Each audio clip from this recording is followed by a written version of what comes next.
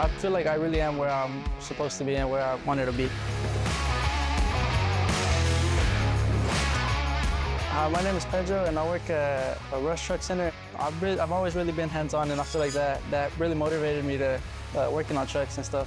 I really enjoyed learning a lot of stuff we had to cover, but I feel like it really stuck with me. It really gave me a good head start against like other people.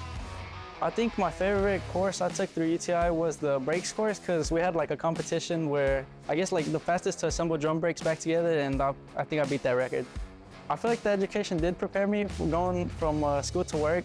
Like I said, I feel like I got a really big head start with the stuff that I learned from UTI and PTI.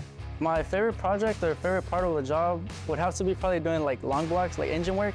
I really enjoy doing that, and transmission is fun. My goals for the future, I just really like to learn more of like whatever's available for me to learn here. Someone that's currently in school and they're really interested in like working hands-on and stuff, I would really recommend going through the UTI program. Get it to work. It's really fun working on trucks. I really enjoy it.